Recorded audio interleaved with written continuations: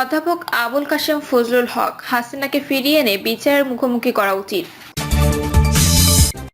আইন শৃঙ্খলা পরিস্থিতি, অপরাধ দমনে আরও তৎপর হওয়া প্রয়োজন। পিলখানায় সেনা হত্যার ফের পূর্ণাঙ্গ তদন্তের দাবি জামায়াতের। রাজপথে পাওয়া যায়নি এমন অনেকেই এখন সংস্কারের কথা বলছে তারেক রহমান। এবং সর্বশেষ জানাবো, নারায়ণগঞ্জে ব্যাংকের এসি মেরামতের সময় বিস্ফোরণ, 2 মিস্ত্রির মৃত্যু।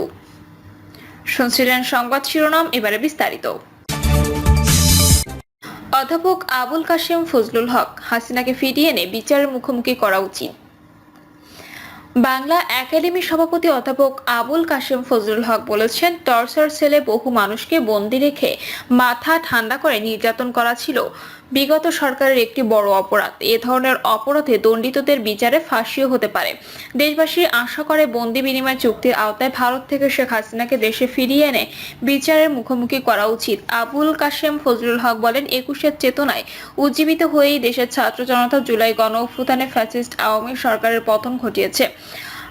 আওয়ামী সরকার প্রধান শেখ হাসিনা নিজেকে একছত্র ক্ষমতার অধিকারী মনে করতেন। নির্বিচারে গুম খুনের নির্দেশদাতা হিসেবে জাতির কাছে তিনি অত্যাচারী শাসকে পরিণত হয়েছিলেন।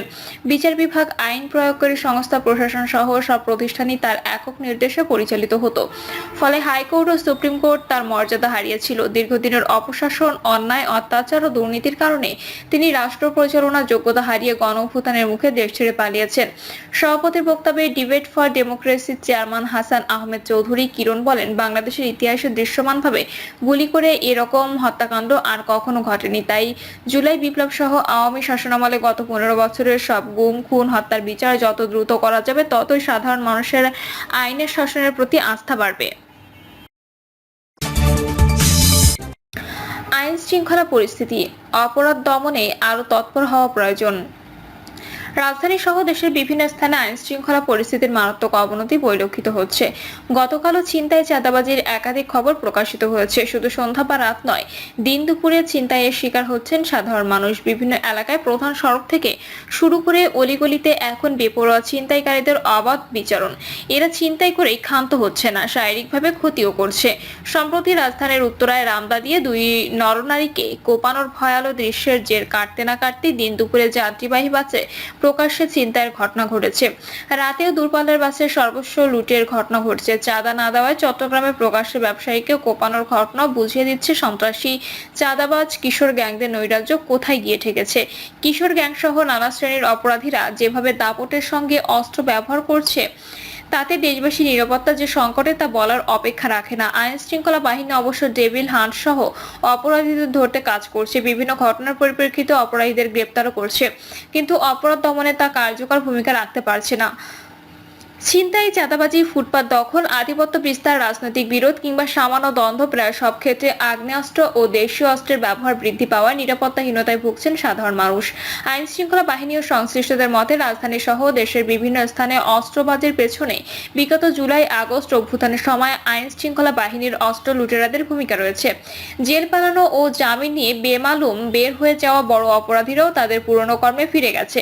কাজেই আইন শৃঙ্খলা বাহিনীর তৎপরতা বৃদ্ধি না পেলে যে এই পরিস্থিতির অবনতি বই উন্নতি হবে না, তা বলাই বাহুল্য।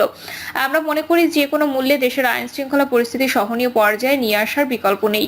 জুলাই বিপ্লবের পরে আইন শৃঙ্খলা বাহিনীকে পুরোপুরি কার্যকর করা যাচ্ছে না কেন, তা খতিয়ে দেখতে হবে। প্রয়োজনে যৌথ বাহিনীর অভিযানের পরিধি বাড়াতে হবে। ঘটনা ঘটে গেলে নয়, অঘটনের আগেই তা ঠেকাতে গোয়েন্দা কার্যক্রম বৃদ্ধি করতে হবে।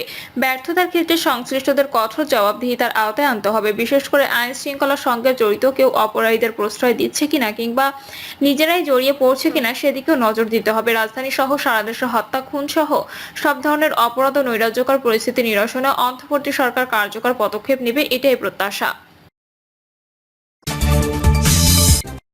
পিলখানায় সেনা হত্যায় ফের পূর্ণাঙ্গ তদন্তের দাবি জামায়াতের।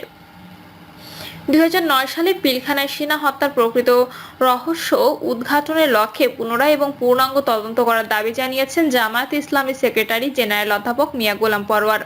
বিবৃতিতে তিনি বলেন, ফ্যাসিস্ট আওয়ামী সরকার ক্ষমতা পাকাপোক্ত করার জন্য দেশপ্রেমিক সেনাবাহিনীকে হত্যা করে মূলত দেশের স্বাধীনতা সার্বভৌমত্ব হুমকির মুখে ফেলার ষড়যন্ত্র করে। স্বৈরাচারী আওয়ামী সরকার এই দুঃখজনক ও মর্মান্তিক ঘটনায় অনেক নিরীহ ব্যক্তিকে গ্রেপ্তার করে বিচারের নামে প্রহসনের আয়োজন করে, তাদেরকে বিভিন্ন মেয়াদে দণ্ড দিয়ে কারাগারে আটক রাখে। অনেকে নির্দোষ প্রমাণিত হলেও ফ্যাসিস্ট সরকারের ষড়যন্ত্রের কারণে তাদের মুক্তি মেলেনি। জামায়াত সেক্রেটারি বলেন, জনগণ 2009 সালের 25 ও 26 ফেব্রুয়ারি সেনা হত্যা নির্মম ঘটনার প্রকৃত কারণ জানতে চায়। আমরা নিরপেক্ষ তদন্তের মাধ্যমে পূর্ণাঙ্গ তদন্ত করে এই নির্মম প্রকৃত রহস্য উদ্ঘাটন করে দায়ী ব্যক্তিদের চিহ্নিত করে তাদের বিরুদ্ধে কঠোর আইনানুগ ব্যবস্থা গ্রহণের আহ্বান জানাচ্ছি। বিবৃতিতে তিনি উল্লেখ করেন, যেসব নিরীহ নিরপরাধ ব্যক্তি কারাগারে আটক আছেন তাদেরকে অবিলম্বে মুক্তি এবং যারা ক্ষতিগ্রস্ত হয়েছেন তাদের পুনর্বাসনের জন্য অন্তর্বর্তী সরকারের কাছে জোর দাবি জানাচ্ছি। এ উপলক্ষে সারা দেশে জামায়াতে ইসলামের পক্ষ থেকে আলোচনা ও দোয়া মাহফিল আয়োজনের আহ্বান জানাচ্ছি। রাজপথে পাওয়া যায়নি এমন অনেকেই এখন সংস্কারের কথা বলছেন তারেক রহমান। এখন অনেকেই সংস্কারের কথা বলছেন, অথচ বিগত সময়ে তাদের রাজপথে পাওয়া যায়নি বলে মন্তব্য করেছেন বিএনপির ভারপ্রাপ্ত চেয়ারম্যান তারেক রহমান। তিনি বলেছেন, একমাত্র বিএনপি স্বৈরাচারের রক্তচক্ষু উপেক্ষা করে দেশ পুনর্গঠনের কথা বলেছে এবং 31 দফা ঘোষণা করেছে। বিএনপি দেশ পরিচালনার সুযোগ পেলে সবার আগে দেশ পুনর্গঠন করবে। তারেক রহমান বলেন, গত 16 বছর ধরে স্বৈরাচারী শেখ হাসিনা অবৈধভাবে ক্ষমতায় টিকে থাকতে বিএনপি সহ বিভিন্ন গণতান্ত্রিক দলের নেতাকর্মীদের খুন, গুম ও লুটতরাজ করে। তখন নানা ধরনের নির্যাতনের মুখে বিএনপি সহ কিছু রাজনৈতিক দল রাজপথ থেকে লড়াই করেছে। এখন যারা বড় বড় কথা বলছে তারা তখন স্বৈরাচার বিরোধী আন্দোলনের মাঠে ছিল না। এখন অনেকে সংস্কারের কথা বলছেন, অথচ বিগত সময়ে তাদের রাজপথে পাওয়া যায়নি। তিনি বলেন, বিএনপির মূল লক্ষ্য ভেঙে পড়া রাষ্ট্র কাঠামো মেরামত করা, কৃষকের উৎপাদন, নারীর ক্ষমতায়ন ও স্বাস্থ্যসেবার উন্নয়ন করাও আমাদের লক্ষ্য। জনগণের ভোটে বিএনপি রাষ্ট্র ক্ষমতায় গেলে অগ্রাধিকারের ভিত্তিতে এসব করবে। এ সময় নেতাকর্মীদের উদ্দেশ্যে বিএনপির ভারপ্রাপ্ত চেয়ারম্যান বলেন, দেশের জনগণের সমর্থন নেই এমন কোনো কাজ বিএনপি করে না। বিভ্রান্ত হয়ে অনৈতিক কাজে জড়িয়ে পড়া নেতাকর্মীর বিরুদ্ধে ইতিপূর্বে ব্যবস্থা নেওয়া হয়েছে, তাই বিএনপির বিরুদ্ধে কারো অপপ্রচারে বিভ্রান্ত হবেন না। দেশের মানুষের প্রত্যাশা অনুযায়ী দেশ পুনর্গঠনের দ্রুততম সময়ে স্বচ্ছ নির্বাচন দেওয়া জরুরি বলেও এ সময় মন্তব্য করেন তিনি। তারেক রহমান বলেন, যে স্বৈরাচারের বিরুদ্ধে আমরা বিগত 17টি বছর আন্দোলন করেছি সেই স্বৈরাচার আজ পলাতক, তবে তারা বিভিন্নভাবে মাথাচাড়া দেওয়ার চেষ্টা করছে। ষড়যন্ত্রকারীরা কিন্তু বসে নেই। বিভিন্ন দাবি দেওয়ার অছিলায় বিভিন্ন রকম ষড়যন্ত্রের মাধ্যমে তারা তাদের প্রচেষ্টা অব্যাহত রেখেছে। তাদের এই লক্ষ্য আমরা হাসিল করতে দিতে পারি না। দেশের মানুষকে যদি রক্ষা করতে চাই, সর্বোপরি বাংলাদেশকে যদি রক্ষা করতে হয়, তাহলে আমাদের সবাইকে যে কোনো মূল্যে ঐক্যবদ্ধ থাকতে হবে। বিএনপির এই শীর্ষ নেতা বলেন, আমাদের মধ্যে মতপার্থক্য থাকতেই পারে, আমরা বসবো, আলোচনা করব। এক আলোচনা শেষ না হলে আবার আলোচনায় বসবো। আলোচনার মাধ্যমে আমরা সমস্যার সমাধান খুঁজে বের করব। আমাদের অনেক কাজ, দেশকে পুনর্গঠনের কাজ দেশের সামনে। আমরা রাষ্ট্র কাঠামো পুনর্গঠনের 31 দফা রূপরেখা দিয়েছি। সেটির জন্য ভবিষ্যৎ প্রজন্মের সন্তানদের শিক্ষা ব্যবস্থা কিভাবে করব তার একটি সংক্ষিপ্ত বিবরণ দেওয়া আছে। এই দেশের বেকারদের কর্মসংস্থানের জন্য স্বাস্থ্য ব্যবস্থা ও কৃষির জন্য আমরা কি কি করতে চাই তার কথাও উল্লেখ করা আছে। সমগ্র দেশকে পুনর্গঠন করার জন্য আমরা কি করতে চাই সে কথাগুলো বলা আছে। নারায়ণগঞ্জে ব্যাংকের এসি মেরামতের সময় বিস্ফোরণ, 2 মিস্ত্রির মৃত্যু। নারায়ণগঞ্জের সোনারগাঁও উপজেলার একটি বেসরকারি ব্যাংকে শীতাতপ নিয়ন্ত্রণ যন্ত্র মেরামত করার সময় বিস্ফোরণে 2 জনের মৃত্যু হয়েছে। দুপুর 1টার দিকে সোনারগাঁয়ের মেগা কমপ্লেক্সের 6তলা ভবনে ইস্টার্ন ব্যাংকের কাজপুর শাখায় এ ঘটনা ঘটে বলে ফায়ার সার্ভিস অ্যান্ড সিভিল ডিফেন্সের কাজপুর স্টেশনের senior station officer Jahangir Alam জানান। ওই ভবনের নিরাপত্তা কর্মীরা জানান, 3 জন শ্রমিক ভবনের নিচতলায় পেছনের অংশে এসি মেরামতের কাজ করছিলেন। এ সময় বিস্ফোরণে অগ্নিদগ্ধ হন 2 জন শ্রমিক। অপরজন দূরে থাকায় তিনি অক্ষত ছিলেন। ঘটনার পরপরই ফায়ার সার্ভিসকে খবর দিলে তারা আহতদের উদ্ধার করে হাসপাতালের দিকে নিয়ে যান। ফায়ার সার্ভিসের কর্মকর্তা জাহাঙ্গীর আলম বলেন, ইস্টার্ন ব্যাংকের কাজপুর শাখায় শীতাতপ নিয়ন্ত্রণ যন্ত্রের কম্প্রেসার মেরামতের কাজ করছিলেন মিস্ত্রিরা।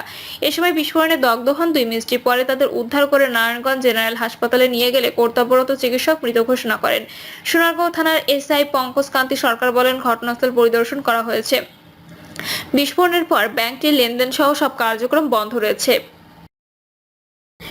প্রিয় দর্শক, এই ছিল এখনকার সর্বশেষ সংবাদ। আপডেট সব সংবাদ পেতে চ্যানেলটি সাবস্ক্রাইব করে বেল আইকনটি ক্লিক করে রাখুন।